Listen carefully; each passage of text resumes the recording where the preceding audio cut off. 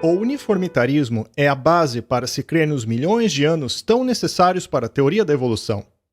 A aceitação generalizada do princípio uniformitarista é um dos principais motivos, como previsto pela Bíblia, que faria as pessoas do tempo do fim negarem tanto a criação como o dilúvio. Nos últimos dias, surgirão escarnecedores caminhando após a sua própria concupiscência. Eles dirão: onde está a promessa da sua vinda? Desde que os nossos pais dormiram, tudo continua como era desde o princípio da criação. É por isso que o uniformitarismo ensina que todas as coisas têm seguido no mesmo ritmo desde o princípio.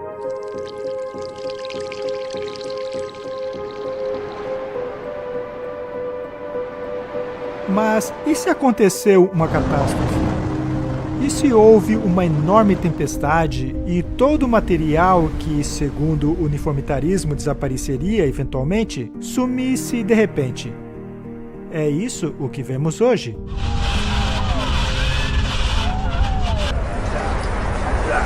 A percepção de que tudo tem sido o mesmo desde o início da criação é uma filosofia que, como Deus advertiu, caracterizaria a mentalidade dos últimos dias. Somos advertidos de que essa mentalidade faria as pessoas negarem deliberadamente que o mundo já fora destruído pela água. A profecia diz que eles ignorariam voluntariamente, o que significa que rejeitariam todas as evidências do dilúvio. E é precisamente assim que Charles Lyell descreveu o seu ponto de vista. Quando Lyell escreveu a respeito dos fósseis, ele disse: "Não podemos explicar a sua posição atual com um dilúvio universal. Eu tenho abominação pelos acadêmicos mais eruditos. Estes sistemas têm o ar como alicerce, não se sustentam sem milagres." Como naturalista, Charles Lyell rechaçava todos os milagres como forma de explicação. Mas não foram suas observações científicas que o levaram a essa conclusão, mas o comprometimento com a sua própria visão de mundo.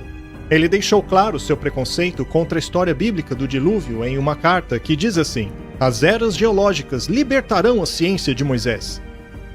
Essas ideias foram passadas de Charles Lyell para um jovem estudante chamado Charles Darwin. Quando Charles Darwin foi comissionado para viajar no navio Beagle, um dos livros que ele levou consigo foi o livro de Charles Lyell, O Princípio da Geologia, e lá estava ele, lendo aquela informação ao chegar nas Ilhas Galápagos. E então ele vê aqueles tentilhões. Aqueles tentilhões eram tão variados que lhe veio à mente a ideia de que aqueles tentilhões obviamente evoluíram de um parque e chegou àquelas ilhas, então todas aquelas variedades chegaram a evoluir a partir daquele momento. Ele naturalmente pensou que esse processo deve ter levado algum tempo, e foi aí que as ideias de Lyell se encaixaram. Ele então concluiu o seguinte: se essa variedade que eu vejo aqui se desenvolveu através do tempo e da seleção natural, então Deus não criou nada. Darwin utilizou as ideias de Lyell sobre as eras geológicas e as aplicou à biologia. Desta maneira, ele deu à evolução algo de que ela precisava, um mecanismo científico sobre o qual operar.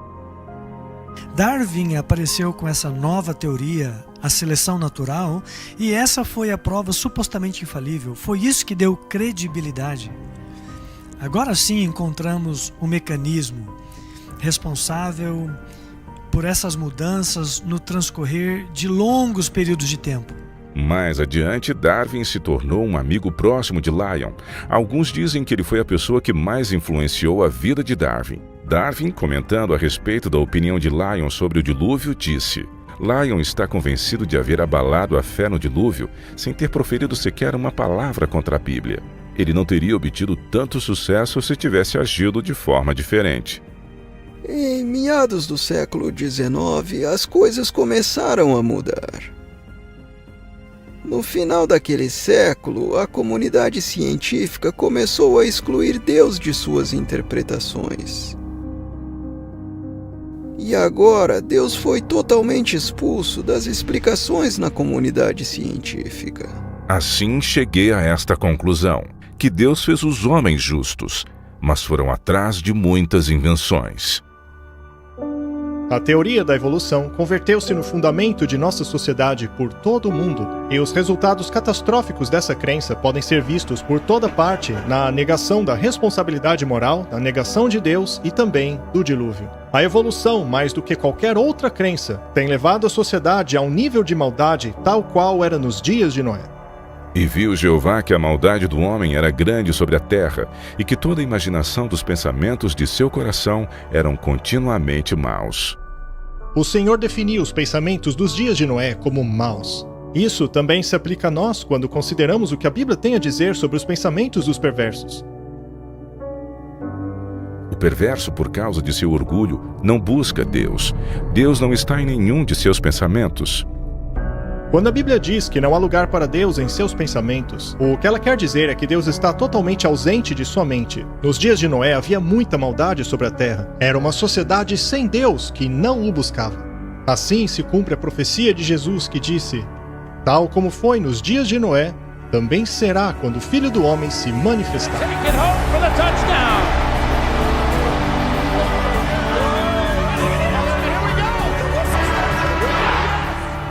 Nós estamos chegando a um ponto neste mundo hoje onde Deus está sendo marginalizado. Mesmo nos sistemas políticos e leis que estão sendo feitas para todas as intenções e propósitos, leis que estão sendo escritas fora da existência e fora do psiquismo humano. Então estamos no mesmo ponto hoje. Algumas das coisas que estavam acontecendo antes do dilúvio, em particular, a Bíblia nos diz que a terra estava cheia de violência e as pessoas evidentemente não eram apenas culpadas de cometer violência.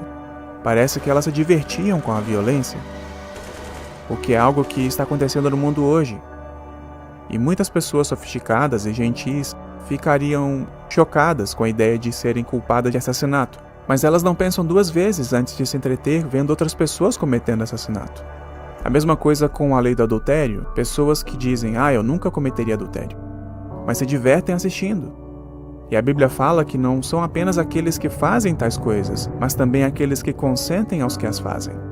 A mentalidade que diz, faça o que você quiser, é o que temos conosco hoje. A perda da confiança na palavra de Deus começou no fim do século XVIII, no começo dos anos 1800. O aumento do evolucionismo tirou a noção das pessoas de que Deus é nosso Criador, de que temos um Criador, que temos um Deus pessoal e que há um julgamento.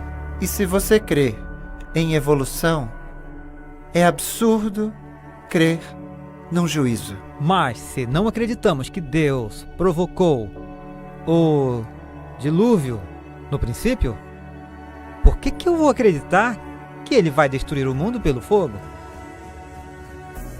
Não faz sentido. Portanto, se eu posso levá-lo a negar o dilúvio, então basicamente estou em vantagem sobre você em negar a destruição eterna do mundo da forma como conhecemos. Enquanto a nossa cultura globalizada afasta a ideia dos princípios morais absolutos e rejeita uma norma moral, vemos como o sofrimento e a miséria aumentam de forma proporcional até que a própria vida não seja mais respeitada. À medida que a situação de nosso mundo piora, fica claro por que um juízo é tão necessário e por que ele ocorreu nos dias de Noé. A maldade desenvolveu-se a tal ponto que não havia mais solução. Ela aumentaria continuamente para todo sempre. Isso resultaria em um universo de eterna miséria. Quem gostaria de viver num universo como este por toda a eternidade? Veja a dor e agonia de pais quando estão diante das tumbas de seus filhos, por exemplo. Precisa haver um juízo. É por isso que Deus estabeleceu um limite antes que toda a humanidade se afundasse nessa situação e não restasse nenhuma testemunha do amor de Deus e do plano original da criação, que era da humanidade viver em paz, em harmonia e amor junto com Deus. Se isso acontecesse, não restaria nada para levar adiante a história do amor de Deus. Portanto, Deus tinha que intervir. Deus é amoroso, Deus é paciente. Mas como ele disse a Moisés, Embora ele seja longânimo e abundante em perdão e misericórdia, de forma alguma ele inocentará o culpado. Que há um tempo de juízo. O Senhor disse: Meu espírito não contenderá com o homem para sempre, porque ele é carne. Seus dias passarão a ser 120 anos. Houve um período de 120 anos de advertências, de súplicas. O julgamento não vem sem aviso nenhum, apesar daqueles que escolheram ignorar os conselhos de Noé por 120 anos. Eles acharam que sim. O julgamento sempre foi e sempre será misturado com misericórdia. Mas a misericórdia não impede o julgamento. Inevitavelmente chega uma hora em que a chuva cai. E ele destruiu este mundo com o dilúvio. E esta destruição permanece como uma garantia de um outro juízo que ocorreria depois deste. E a Bíblia diz que este próximo juízo será pelo fogo. Ele não será novamente por meio de um dilúvio. Pode até haver inundações intermitentes, mas o juízo final será pelo fogo. E pela água, o mundo daquele tempo foi submerso e destruído. E pela mesma palavra, os céus e a terra que agora existem estão reservados para o fogo, guardados para o dia do juízo e para a destruição dos ímpios. O mundo foi batizado pela água nos dias de Noé. 2 Pedro 3 diz que ele será batizado por fogo quando o Senhor voltar. E aí ele vai fazer um novo céu e uma nova terra. Então a terra renasce, pode-se dizer, depois de passar por esse batismo nas águas dos tempos de Noé. Mas ele protegeu Noé e a sua família. Ela será batizada com fogo na segunda vinda, mas ele mais uma vez protegerá o seu povo. Portanto, a mesma mensagem que temos no livro de Gênesis será pregada mais uma vez nos últimos dias.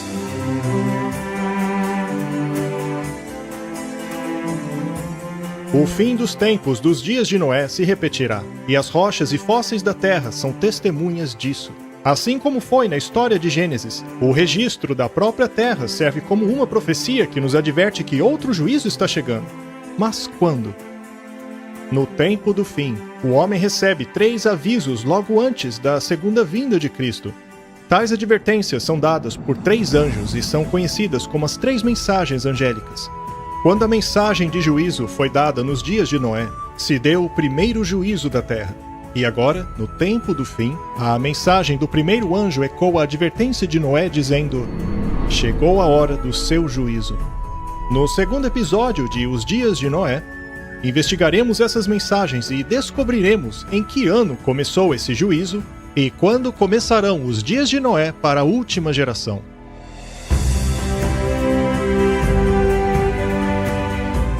A história da Arca é praticamente um paralelo às 3 mensagens angélicas. As 3 mensagens angélicas de Apocalipse 14 são as últimas mensagens de Deus para o mundo. É uma mensagem para os últimos dias, e é uma mensagem que na verdade prepara o mundo para a vinda de Cristo. Noé seguiu as instruções de Deus na construção da arca. Veremos como as mensagens dos 3 anjos apontam para uma antiga estrutura projetada por Deus, que revela as instruções a serem seguidas pelo povo de Deus como preparação para o tempo do fim. A mensagem do primeiro anjo nos aponta a verdade, a mensagem do segundo anjo nos aponta a contrafação, e a mensagem do terceiro anjo diz: escolha. E Noé convidou o povo a uma escolha, sabe? Escolham. Façam a sua decisão, mas saibam que essa decisão é definitiva. Está chegando a hora do juízo. As pessoas estão sendo avisadas com antecedência porque Deus ama o homem e quer salvá-lo.